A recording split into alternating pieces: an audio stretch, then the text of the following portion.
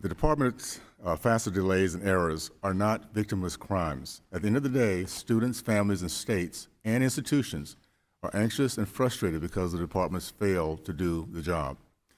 Mr. Drager, in your testimony, you've given several examples of departments sweeping the FAFSA problems under the rug. Why did the department continue to downplay the problems with FAFSA over the past 3 years, even though advocates, groups, and experts were sounding alarm? By the way, this started back in, as I read your comments, back in 2021. So it's now 2024. So we've been sounding this alarm for quite a while. What would you say would be the reason for that response? Yeah, I wish I knew the answers to some of the reasons why the department swept or felt like they couldn't be forthcoming about some of the FAFSA issues. We did start raising them early when they were missing deadlines. Some of those early misses didn't seem like the biggest deal at the time because they were just missing a few deadlines or weren't coming out with roadmaps that we expected them to come out with. I think, Mr. Owens, that is a completely appropriate question for this committee to be asking of the Department of Education in its oversight function. And not really for even political points, but to understand so we don't repeat these mistakes in the future. It's that critical.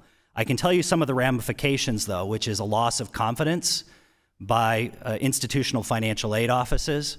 They don't trust necessarily that the data they have is completely accurate, that there won't be more data issues in the future. Paralysis. We just did a poll over the last 2 days, and we have a good number of institutions who are unsure whether they will be able to go out and send aid offers before May 1, which is the traditional date by which schools ask students to decide where they'll be attending. A lot of schools have already pushed that date back by now. Confusion in the aid office that leads to confusion among students and families, and fear of wrongdoing by auditors and program reviews, that with all of this rapid change in policy guidance, that schools will be left on the hook in trying to backtrack and explain to accreditors, program reviewers, and auditors. And this has ultimately led to this crisis of credibility with the Department of Ed. Thank you. Mr.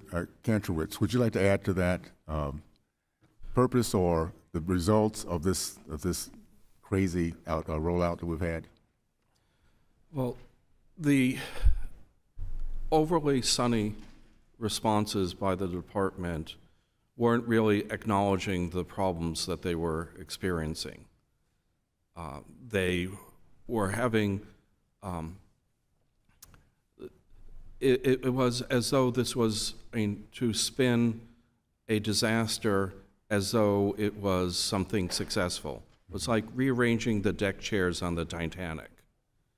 It was inconceivable why they wouldn't come out and just say the truth that things were problematic. And even yesterday, they issued an electronic announcement where the 20% of FAFSAs that need to be reprocessed because of IRS data transfer errors, they said that they will start reprocessing them by May 1st.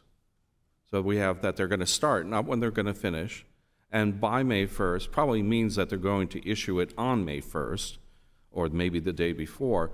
And so this May 1st National Candidates Reply Date or Decision Day, it can't possibly be on May 1st.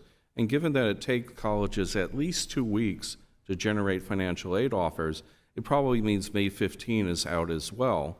So I've been recommending to colleges that they delay until June 1st. And I worry that will we have the FAFSA completed, updated by the fall? Thank you. I'd like to ask Ms. Philman, what kind of students have been hurt most by this mismanagement of the department, and who stands to lose the most in this process? Yeah, and clearly students who really need to know whether they can afford school or not, so the lowest income students are hurt the most, and those that are not accepted to the very tiny number of elite universities that have enough money to make offers without federal aid. I worry most, honestly, about a student in, say, rural North Carolina who's heard all their life that college is out of their reach. They've worked hard for 12 years, but all the voices around them are saying they can't afford it, and we can't get them the document that proves they can, and we lose out on that talent. Thank you.